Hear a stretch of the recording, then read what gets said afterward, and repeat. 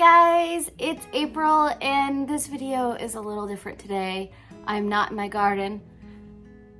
I'm in my preservation pantry.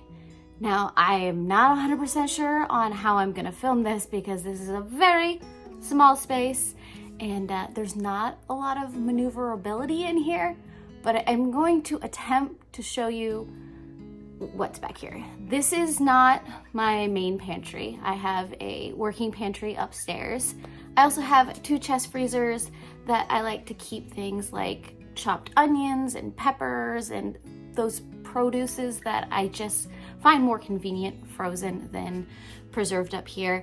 I've also only been doing this for 2 years, so this is just 2 years worth of preserving, learning as I'm going, but I'll just kind of show you. So I haven't quite figured out how I want to do this, if I want to be in front of the camera showing you everything or behind the camera and showing you everything, but I just want to give you a quick overview of the couple of shelves that I have down here. One of them is slightly taller than the other, and then I've got one little shelf to the side and of course a step stool so it can actually reach anything because I am short, like very short. This is of course down in my basement. I think the temperature stays pretty steady, which is why I chose down here, but I guess since I'm kind of already pointed downwards, I'll start with the bottom and just work my way up. So is this awkward enough for you? Me kneeling on the floor to show you things like vinegar and sugar. Yes, this is a jar of sugar. I've of course got like flour and salt and all of that up above. I don't buy in bulk yet. I would like to buy in bulk, but that's a learning curve I need to prepare for. So I haven't quite made that step yet, but I have been getting things on discount when I see things on sale, and then flour, of course, I throw in the freezer for a couple days and then I'll put into jars and I'll vacuum seal them.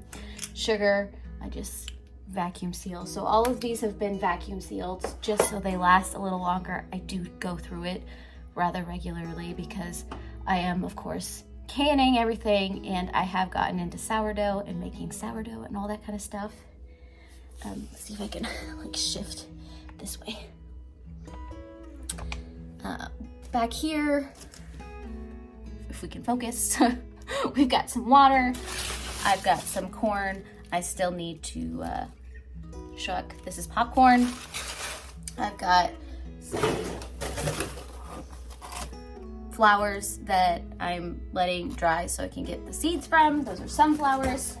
And then I got my apple cider vinegar, and this is like my extra canning lids and rings and stuff. So that's all of that. I feel like I'm gonna be hunched for most of this video. This is where things start to get interesting. Back here, I have all of my tomato preserves. This is just cooked down tomato, so it's more like a tomato juice sauce. There's no flavoring or anything in this because the idea is that I can just turn this into whatever I want, be it spaghetti sauce, be it pizza sauce. I'm not canning that up individually. I'm just whipping one of these out and then adding things to it and then, you know, cooking it a little more. That's just how my brain works. This is the first year I've actually canned tomatoes. Previously last year when I first started gardening, I was just using it up as I went and or freezing it and making sauce later. I do have some tomatoes in the freezer still because I just had too many tomatoes this year. What else do I have up here? This is ketchup. This is actually last year's ketchup. As you can tell, it's a little watery, but it's still good for things like meatloafs, and so I use it in that. I do have some that I jarred up this year as well. It's less watery, but still watery. I'm still figuring out ketchup, but the flavor is there. And then this is what I did for my husband. This is Taco Bell hot sauce. I did this last year.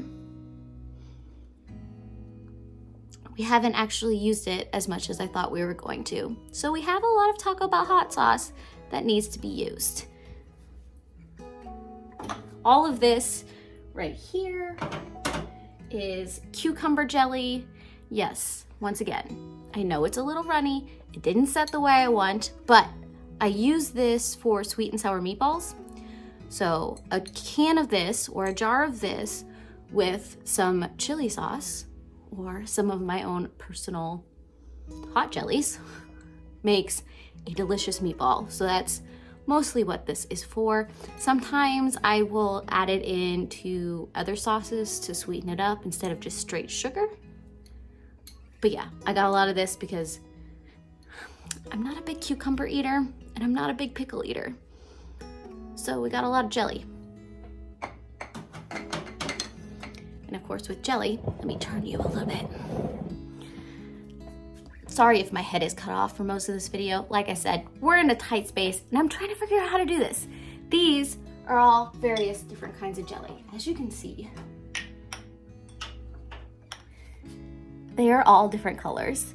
So the red one is from my fish peppers. The yellow one is from my golden nugget peppers, and then this is a jalapeno jelly. So different levels of heat, and I just thought they looked really pretty. You can choose what color jelly you want.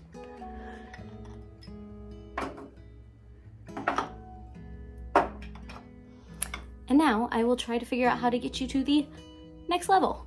And I'm not hunching so much. Let's see if I can get you not wobbly. There's a big open space because I had anticipated that maybe I was gonna make a little bit more tomato stuff, which is why this is open. And are you gonna stop wobbling? Maybe. Whatever, we're just gonna continue on. So this over here is green tomato chutney that I made for the first time this year. It was me mostly trying to figure out what I could do with my green tomatoes since I have, you'll see later, I have bags of them because of how the frost hit and how I gathered stuff. So I was figuring out what I could do with green tomatoes because previously I just kind of tried to ripen them and it isn't always that successful. And even when they do ripen, sometimes they've got a weird texture to them. I don't know if you guys have ever noticed that, but I don't enjoy them all that much. So I'm learning how to use green tomatoes. So this is a chutney. I have a green tomato curry. Tried this for the first time this year. Me and my husband absolutely love this. So this is definitely going to be a staple in our pantry from now on. I might try a red tomato curry just to like mix it up a little bit because I do have those frozen tomatoes in my freezer that I need to figure out what to do with, and maybe that'll be what fills in this hole because we do like a good curry. I have to turn you now. I believe this is something different. Let me pull this down. Ah, yes, this is green tomato ketchup, which, if you notice, is not nearly as runny as my red tomato ketchup because I did cook this down a little bit longer than I have ever done the red tomato. So now I have options. Like I said, I'm playing around, seeing what we're gonna use, trying things out, and maybe this isn't something we'll use. I mean, I've only got like 4 jars of it. So if this is still on this shelf a couple years from now, then I know I don't need to actually do this. And maybe it's just something that the green tomatoes go in the compost, or I just continuously make green curry. I'm learning. This is only my 2nd year. Okay.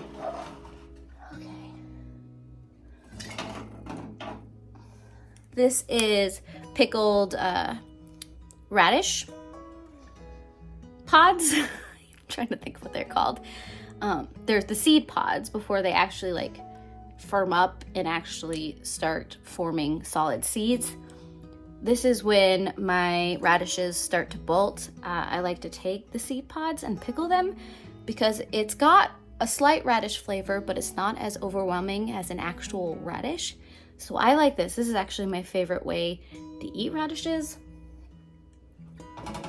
My husband prefers like the actual radishes pickled. That's kind of his thing, but I don't grow enough radishes to actually like preserve them up on the shelves like I can the pods, because there's so many pods on just one radish plant that is up in our refrigerator and it gets eaten relatively quickly. But I do have, this is from last year because my daikon harvest this year was not that good. All of my daikons ended up either bolting or not making it because I went out of town and things just got a little messy. But this is pickled daikons that I like to use when I'm like either on burgers or sandwiches or tacos, like Korean style tacos. I'm also getting into making banh mi's, so pickled daikons. And of course, pickled carrots for very much the same reason. So this sometimes gets chopped up and mixed in with the curries.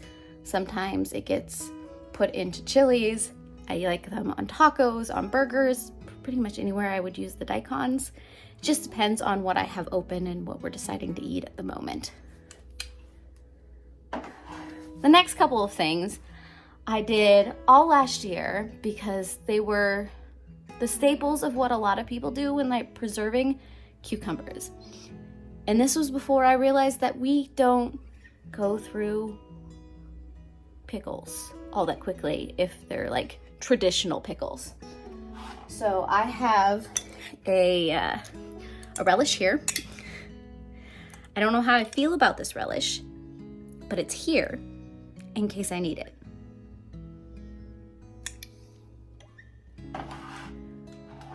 I also have I call this a kimchi pickle because it's made with a lot of kimchi flavorings.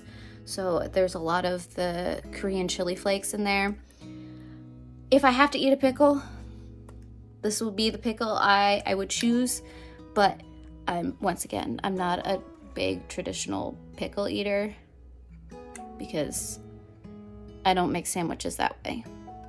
So we'll see what actually happens with these.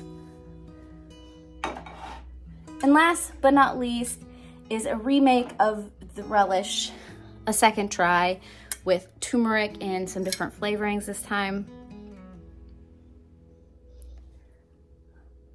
I have like 6 jars this size of relish that I made last year and we haven't even touched. So this might have been a mistake. I'm gonna turn you again a little bit. So you're gonna see my utility box, but right here, these 3 bags are all bags of green tomatoes. I'm just gonna keep touching them. They're in the bag. I'm waiting for them to either ripen or for me to decide if there's any more green things that I wanna make. My guess is a lot of them are gonna probably end up in the compost, but they are here in case I want to use them for now. Like I said, this is a very tight space. I'm working with what I got. Up at the top here in these baskets, I've got, it looks like I've got some onions that are going bad. This one is growing. All of these are growing. Oh, so is my garlic. Well, this is supposed to be my seed garlic to plant this year. It looks like I'm gonna have to get all of that out a little earlier than I wanted. I've got some tulips here that I hope aren't growing. I think I need to put a thermostat back here so I can tell what temperature it's getting, because things might be not going the way that I want them to go.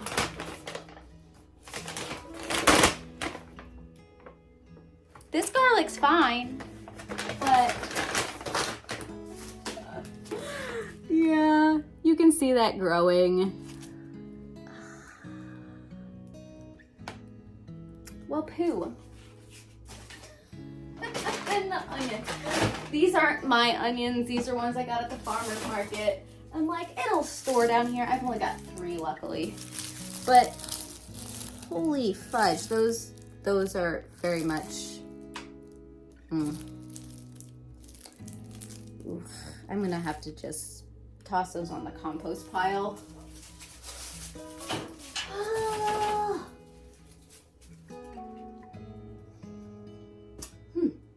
Well, that was a little bit disappointing and distracting. I haven't been keeping my eye on that, apparently.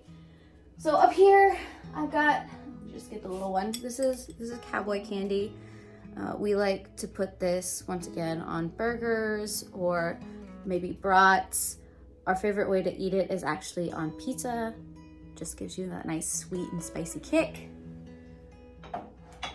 All of these are different kinds of salsas. So I've got a Fiesta blend up here. This one, what is this one? This is a spicy peach. This one right here is a spicy peach salsa. This one is a peach habanero, so it's a sweet, but kind of has the flavoring of a spicy pepper, but not a spicy pepper. This is my second attempt at peach habanero, but this time I added in some Korean chili flakes just to give it a little bit of a kick that the other one didn't have. This is picante because I like me some picante. And last but not least, I've got green salsa. I don't know how I'm gonna show you what's up there. So I'm just gonna point at this point. This is ridiculous. This up here is a pink banana squash that I got at the farmer's market that I wanted to test how canning squash would go. I haven't actually cracked one of these open to test it yet, but I figured I'd try it this way because I like to make risottos with squash. And so I like to have squash on hand. And then I've just got some coffee that I'm trying to keep fresh. And way up at the top is some water and the extra filters for my Berkey water filter. So that is that. That is my raw and real tour of my pantry. Obviously, you gotta look at how I'm failing, but how things are thriving at the same time. I'm probably just gonna go in and toss those onions onto the compost. Otherwise, if you guys have any ideas of things that you like to preserve from your harvest, tell me down below. I'd love to hear your guys' ideas. I'm always looking for new things and new ways to use what I'm trying to preserve. Next week, I do want to do, okay, so it's getting weirdly warm again. So I might put together some of those garden beds that I was talking about in the last video, so that you might get to see that next week. So if you want to continue following me on my very chaotic journey of learning all of this, subscribe down below, hit that bell, do all the things. My Instagram has kind of slowed down a little bit because I don't have a garden right now, but I do have an Instagram account if you want to check that out. It'll beef up again when I start actually thinking about next year's garden and, you know, starting those seeds and all that kind of stuff. So you can follow me over there. Otherwise, I hope to see you guys again next week. Hope you have a wonderful week and I heart your beautiful faces. Bye.